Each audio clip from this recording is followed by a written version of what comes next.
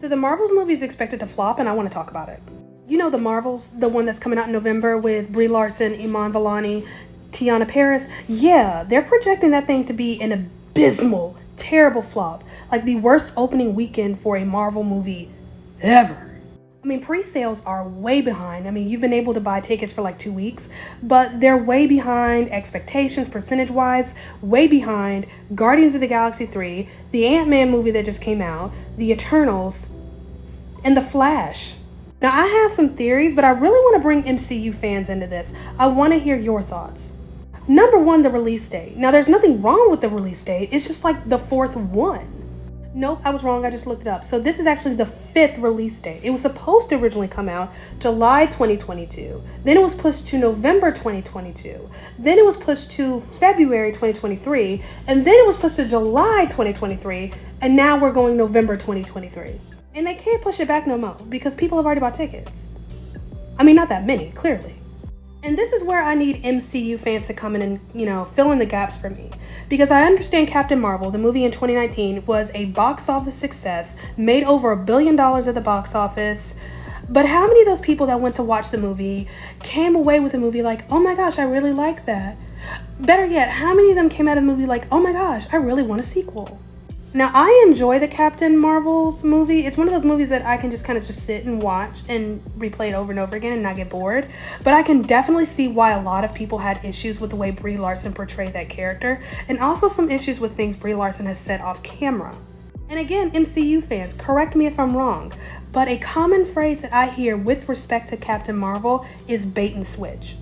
Apparently, y'all were promised something like some necessary information for Endgame in Captain Marvel, but you didn't get it. Now you have the other 2 ladies in this movie, right? So you have Miss Marvel, Kamala Khan, who was in the Miss Marvel miniseries on Disney Plus. I've only seen the first episode. Style-wise, I enjoyed it. I thought it was beautiful. I loved the production. I thought it was well done. But the character, this seems to be a go-to personality for Disney, just quirky and cute. Whether you liked Miss Marvel or not is kind of irrelevant. The miniseries has some of the lowest and worst ratings for any Marvel television series. And then you have Monica Rambeau. Now, this has always been an issue of mine with Marvel, is that in order for you to really get the gist of an entire character, you have to watch 3 movies and now a television series. I think people who don't keep up with Marvel, like a super nerd, I think they're going to be a little confused. Because the last time we saw Monica Rambeau on screen, she was a whole child. Apparently, in order to get the complete gist of Monica's character, you need to watch WandaVision? That's just annoying. Now, the last thing that I think is working against this movie is what's probably going to hurt it the most is the target audience.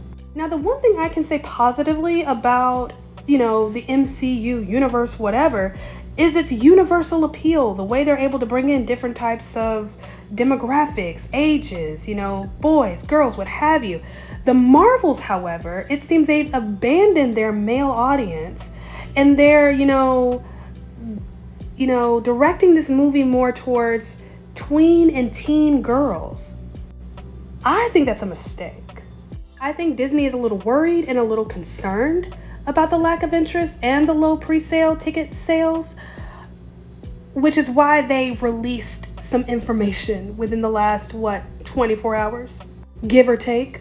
Now, every MCU movie has a special end credit scene. Apparently, this end credit scene is going to have a nice little cameo from either, and I've heard both. One of them is supposed to be confirmed, but I've heard both from either Deadpool, the one that's like super confirmed, Beast, like X-Men Beast, the blue guy, Kelsey Grammer.